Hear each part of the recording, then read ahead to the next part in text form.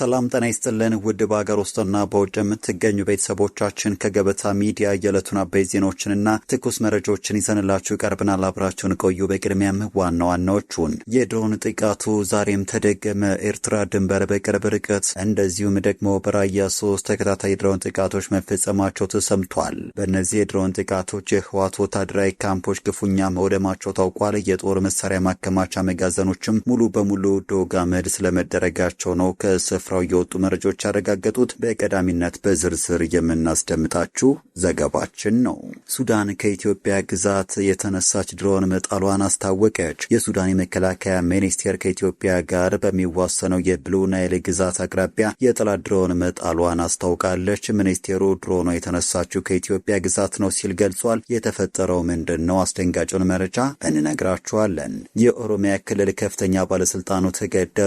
ባለስልጣኑ በትናንትናው ዕለት አመሻሽ ላይ በታጣቂዎች በተፈጸመባቸው የደፈጣ ጥቃት መገደላቸውን ከስፍራው የወጡ መረጃዎች አመላክተዋል። ጥቃቱን ተከትሎ በአካባቢ ከፍተኛ ውጥረት ተፈጥሯል።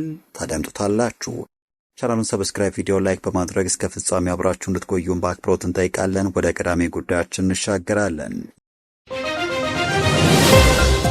የድሮን ጥቃቱ ዛሬም ተደገመ። የኢትዮጵያ አየር ኃይል መጠነ ሰፊ ድሮን ድብደባ በሁለት የትግራይ ከተሞች ላይ ፈጽሟል። ህወሓት ማምለጥ አልቻለም። ዛሬ ረፋድ ላይ በእንቅስቃሴ ላይ በነበሩ የህወሓት ወታደሮች እንዲሁም የጦር መሳሪያ ማከማቻ መጋዘን ላይ ተከታታይ የአየር ድብደባ ተፈጽሟል። በኮረም አካባቢ ተሰግስገው በሚገኙ የህወሓት ወታደራዊ ካምፖች ላይ ዛሬ ኃይለኛ የድሮን ጥቃት ተፈጽሟል። በዛሬው ዕለት በተወሰደ እርምጃ በኮረም አካባቢ የሚገኙ የቡድን ወታደራዊ ካምፖችና ይዞታዎች ሙሉ ሙሉ መውደማቸው ተነግሯል። ይህ ዘገባ ይጠናከረ ባለበት ሰዓትም በስፍራው የሚወሰደው የአየር እርምጃና የአየር ክትትል መቀጠሉን የተሰማው የትግራይ ቴሌቪዥን በበኩሉ ድሮን ጥቃቱን በተመለከተ ባወጣው ዘገባ በድሮን ጥቃቱ የተገደሉት ሰላማዊ ሰዎች ናቸው ሲል ለማስተባበል ሞክሯል። የደቡብ ትግራይ ዋና ዞን አስተዳዳሪ አቶ ዝናቡ ገብረመድህን ለትግራይ ቴሌቪዥን በሰጡት አስተያየት በራያ ዘቦ በገነት የጣቢያ ተብሎ በተጠራው ስፍራ ላይ 2 ጊዜ ድሮን ጥቃቶች የተፈጸሙ ሲሆን አንደኛው 4 ሰዓት 48 ደቂቃ ሁለተኛው ደግሞ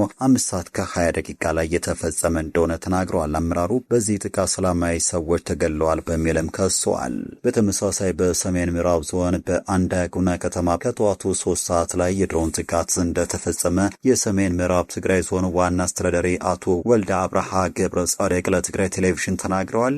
አመራሩ ጥቃቱ በሲቪሊያን ላይ ያነጣጠረ ነው በማለትም ተደምጠዋል። እነዚህ ጥቃቶች ግን ትልቅ ወታደራዊ አንድምታ እንዳላቸው ባለሙያዎች ይናገራሉ። የድሮን ጥቃት የቲዲኤፍ አቀማመጦችም የሎጂስቲክስ መስመሮችን ወይንም ተጠርጣሪ ቡድኖችን ማነጣጠር ያስችላል። ይህ የፌዴራል ኃይሎችን ከትግራይ ወሰን ውጪ በማቆየት ወጪን የሚቀንስለታል ነው የተባለው። ነገር ግን የሲቪል ጉዳት ሲደርስ የአካባቢው ሕዝብ ወደ ቲዲኤፍ ምልመላ ሊያነሳሳው ይችላል የሚሉ ስጋቶችም ወጥቷል። በጃንዋሪ 26 በጠለምትና ደቡብ ትግራይ ግጭቶች ከድሮን ጋር የተያይዘው ተከታትለዋል። በተመሳሳይም በነሐሴ 26 በምዕራብ ትግራይ ሽረሪና በድሮን የታገዘ ከባድ ግጭት መቀስቀሱ ይታወሳል። ይህ ግራጫ ዞን ሙሉ ጦርነት ሳይሆን ቀጣይነት ያለው ግጭት እንዲቀጥል ሊያደርግም ይችላል። ነገር ግን እስካሁን ድረስ በሁለቱ ኃይሎች መካከል ሙሉ ጦርነት አልተቀሰቀሰም። ከዚህ በተጨማሪ ጎን ለጎን ሆነም የድርድር ጥረቶች መቀጠላቸውን መረጃዎች እያመላከቱ ይገኛሉ። አቶ ጀዋር መሐመድ ከሰሞኑ በአንድ የበይነ መረብ ሚዲያ ላይ ባደረገው ቆይታም በፌዴራል መንግስትና በህወሓት መካከል ከጀርባ ድርድሮች የተደረጉ እንዳለ መረጃው ላይ በማለት በህወሓትና በፌዴራል መንግስት መካከል ድርድር እየተደረገ እንደሚገኝ ተናግረዋል። በቀጣይ መረጃችን ሱዳን ከኢትዮጵያ ግዛት የተነሳ ድሮን መጣሏን ገለጸች። የሱዳን መከላከያ ሚኒስቴር ከኢትዮጵያ ጋር በሚዋሰነው የብሉ ናይል ግዛት አቅራቢያ የጠላት ድሮን መጣሏን አስታውቃለች። ሚኒስቴሩ ድሮኗ የተነሳችው ከኢትዮጵያ ግዛት ነው ሲሉም ተናግረዋል። አናዶሉ ኤጀንሲ ሁለት በወጣው ዘገባ ሚኒስቴሩ ድሮኗ በደቡብ ምስራቅ ዞን ኩርሙክ አካባቢ ስትበር እንደነበረና በአየር ላይ መመታቷን አስታውቋል ነው ያሉት። የሱዳን ባለስልጣናት ስለ ድሮኗ ወይም በማን እንደምትዘወር ተጨማሪ መረጃ አልሰጡም። ለቀረበው ክስ ከኢትዮጵያ ባለስልጣናት እስካሁን የተሰጠ ምላሽ የለም። ክስተቱ የተሰማው በሱዳን የብሉ ናይል፣ ዳርፉርና ኮርዶፋን ክልሎች ውጊያ በተጠናከረበት ወቅት ሲሆን በአካባቢዎቹ የሱዳን የመከላከያ ሰራዊትና የፈጣን ድጋፍ ኃይሎች አርኤስኤፍ ለረጅም ጊዜ በዘለቀው ግጭት ውስጥ ይገኛሉ። ሐምሌ ወር የሱዳን ሰራዊት በሰሜን ኮርዶፋን ግዛት 3 ኤፍኤች-95 ድሮኖችን መቶ መጣሉን ገልጾ ነበር። የሱዳን ባለስልጣናትና የሰብአዊ መብት ድሮኖች አርኤስኤፍ በሲቪል መሰረተ ልማቶች ላይ ጥቃት ፈጽሟል ሲሉ በተደጋጋሚ ይከሳሉ። ቡድኑ ግን ሲቪሎችን ለመጠበቅ እየሰራው ነው በማለት ክሶቹን ውድቅ አድርገዋል። ከኢትዮጵያ ድንበር አቅራቢያ የሚገኙትን የኮረሞካ አካባቢዎችን ጨምሮ በብሉ ናይል ክልል አዲስ ግጭት የተቀሰቀሰ ሲሆን በዚህም የሱዳን ግጭት በበርካታ የሀገሪቱ ክፍሎች ተስፋፍቷል።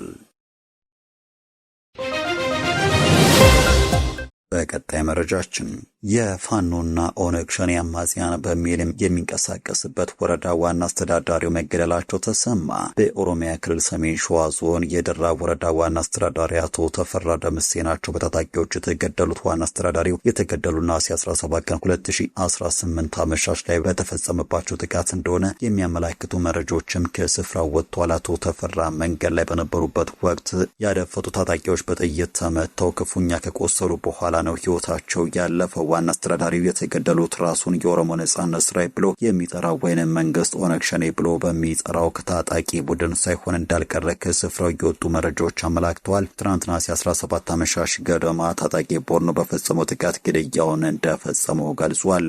በታጣቂዎቹ ጥቃት ከዋና አስተዳዳሪው ውጪ በሌሎች ሰዎች ላይ የደረሰ ጉዳት ስለመኖሩ እስካሁን በውል የታወቀ ነገር የለም። የዋና አስተዳዳሪው ግድያ በአካባቢው ድንጋጤና ስጋትን መፍጠር የተጠቆመ ሲሆን በወረዳው የተሰማራው የኢትዮጵያ ሀገር መከላከያ ሰራዊት ታጣቂዎችን ለማደን እንቅስቃሴ ማድረጉ ተነግሯል። ስለ አመራሩ ግድያ ይህ ዘገባ እስከተጠናቀረበት ሰዓት ድረስ በመንግስት በኩል የተባለ ነገር የለም። ይሁን እንጂ የሟቹ ባልደረቦቹ በማህበራዊ ሚዲያ ሀዘናቸውን በመግለጽ የዋና አስተዳዳሪውን ግድያ አረጋግጠዋል። በኦሮሚያ ክልል ሰሜን ሸዋ ዞን ቀጠና በተለያዩ አካባቢዎች የሚንቀሳቀሰው ኦነግ ሸኔ በተደጋጋሚ አመራሮች ላይ ያነጣጠረ ጥቃትን ፈጽሟል። በደራ ወረዳም እስከ ወረዳው መቀመጫ ከተማ ጉንዶ መስቀል ድረስ ዘልቆ በመግባትም ተደጋጋሚ ጥቃቶችን በንጹሃን ላይ ጭምር ሲፈጽም ቆይቷል። የጃልመሮ ኃይል የወረዳ አስተዳዳሪውን በገደለበት ደራ ወረዳ በስፋት የሚንቀሳቀስ ሲሆን ሰላማዊ ሰዎችን በመግደል በማፈናቀል በማገትና ንብረትን በመዝረፍም ይወነጀላል። በዚህ መከላከያ ሰራዊት በወረዳው ተሰማርቶ ከታጣቂ ቡድኑ ጋር ለዓመታት የህግ ማስከበር ዘመቻ እያደረገ እንደሆነ ይታወቃል። በደራ ወረዳ ከኦነግ ሸኔ በተጨማሪ የአማራ ክልል አማጽያን የሆኑት የፋኖ ታጣቂዎች እንደሚንቀሳቀሱ መረጃዎች አመላክታሉ። በአካባቢው ወደ ኦሮሚያ ክልል ዘልቀው በመግባት የሚንቀሳቀሱት እነዚህ የፋኖ አማጽያን ደራ የአማራ ነው በሚል የወሰንና የማንነት ጥያቄ የሚያነሳሉ። የደራ ወረዳ ከአማራና ኦሮሚያ አዋሳኝ አካባቢ የሚገኝ ሲሆን የህዝብ አሰፋፈሩም በአማራና ኦሮሞ ተወላጆች ስብጥር የተሞላ ነው። በወረዳው የሁለቱ ብሔሮች ስብጥር ግማሽ ግማሽ ገደማ መሆኑን ከሁለት አስርት ዓመታት በፊት የተደረገው የህዝብና ቤት ቆጠራ መረጃ ያመላክታል። በቀጣይ መረጃችን በአዲስ አበባ በደረሰ የመንገድ ትራፊክ አደጋ የ6 ሰዎች ህይወት ማለፉ ተነገረ። የአዲስ አበባ ፖሊስ ዋና ጠቅላይ መምሪያ እንዳስታወቀው አደጋው የደረሰው ነሐሴ 18 2018 ከጠዋቱ 1 ሰዓት ከ50 በቦሌ ክፍለ ከተማ ወረዳ 10 ልዩ ቦታው ቅድስት ኪዳነ ምህረት ቤተክርስቲያን አካባቢ ነው። የጉዞ አቅጣጫው ከኮዬ ፊቼ ወደ ጎሮ የሆነ የሰሌዳ ቁጥር ኮድ 305997 ትግራይ የሆነ ሚኒባስ ተሽከርካሪ በተጠቀሰው አካባቢ በመንገድ ስራ ላይ የነበረ እስካቫተር ማሽን መቆፈሪያ ወድቆበት በታክሲ ውስጥ ላይ ከነበሩ ትራንስፖርት ተጠቃሚዎች መካከል የ5 ወንዶችና 1 ሴት ህይወት አልፏል። ከሟቾች በተጨማሪ በታክሲ ውስጥ የነበሩ ተሳፋሪዎች ከባድና ቀላል የአካል ጉዳት ደርሶባቸው የሕክምና ክትትል በማድረግ ላይ የሚገኙ መሆኑን የገለጸው ፖሊስ የአደጋው መንስኤ እየተጣራ መሆኑን አስታውቋል። በቀጣይ መረጃችን የሴዶ ማርሻል መልእክት እስከ 1 ዓመት በእስር ሊያስቀጣው ይችላል ተባለ። የኢትዮጵያ ፋይቲንግ ሻምፒዮንሺፕ ውድድር ጥቂት ቀናት ብቻ በሚቀሩበት ወቅት ተወዳዳሪው ሴዶ ድግም ተሰርቶብኛል በሚል ከውድድሩ መውጣቱን ማስታወቁ በማህበራዊ ሚዲያና በስፖርቱ አፍቃሪዎች ዘንድ ትልቅ መነጋገሪያ አጀንዳ ፈጥሯል። ሴዶ ከውድድሩ 4 ቀናት ቀደም ብሎ ባስተላለፈው መልእክት ከተጋጣሚው ጆኒ ጋር ለሚያደርገው ፍልሚያን እንደማይቀርብ ይፋ አድርጓል። ተወዳዳሪው በእንቁላል ድግምት እና ስህር እንደተሰራበት በመግለጽ ከተለየ ውጪ አገር ተደባዳቢ ጋር ካልሆነ በስተቀር ከተጠቀሰው ተጋጣሚ ጋር ወደ ሪንግ እንደማይገባና ውድድሩን ቲሸርት አውልቆ በመመለስ አቋሙን አስታውቋል። ይህንን ጉዳይ አስመልክቶ አስተያየታቸውን የሰጡ የህግ ባለሙያ ጠበቃ ሰብለ አሰፋ እንደሚያስረዱ ሴዶ ያቀረበውን የድግምት ክስ በህግ ፊት የሚያስረዳ አደራጅ ማስረጃ ካላቀረበ በኢፌዴሪ የወንጀል ህግ መሰረት በሰው ስምና ክብር ላይ የሚፈጸም የሐሰት ሐሜትና ስም ማጥፋት ወንጀል ተደርጎ ሊወሰድበት ይችላል ብለዋል። ይህ አሰራር የተጋጣሚውን መልካም ስም ያጎደለ በመሆኑ እስከ 1 ዓመት በሚደርስ ቀላል እስራት ወይም መቀጮ ሊያስቀጣው የሚችልበት ህጋዊ ዕድል እንዳለ ይጠቁማሉ። በሌላ በኩል ለውድድሩ ትኬት የቆረጡ ተመልካቾችና የውድድሩ ስፖንሰሮች መብት በሕግ የተጠበቀ በመሆኑ የውድድሩ አዘጋጅ አማራጭ ውድድር የማቅረብ ወይም የገንዘብ ተመላሽ ማድረግ ግዴታ አለበትም። በተጨማሪም የውድድሩ አዘጋጆች ሴዶ በገባው ውል መሰረት ውድድሩን በማቋረጡ ምክንያት የደረሰባቸውን የገንዘብና የመድረክ ኪሳራ በፍትሐ ብሔር ክስ የመጠየቅ ሙሉ ሕጋዊ መብት እንዳላቸው ገልጸዋል። ውድ ተመልካቾቻችን ለዛሬ ያዘጋጀንላችሁ አበይት ዜናዎቻችን እነዚህ ነበሩ። ገበታ ሚዲያን ሰብስክራይብ በማድረግ ቤተሰብ ይሁኑ እያልን ተሰናበትን። ጤና ይስጥልን።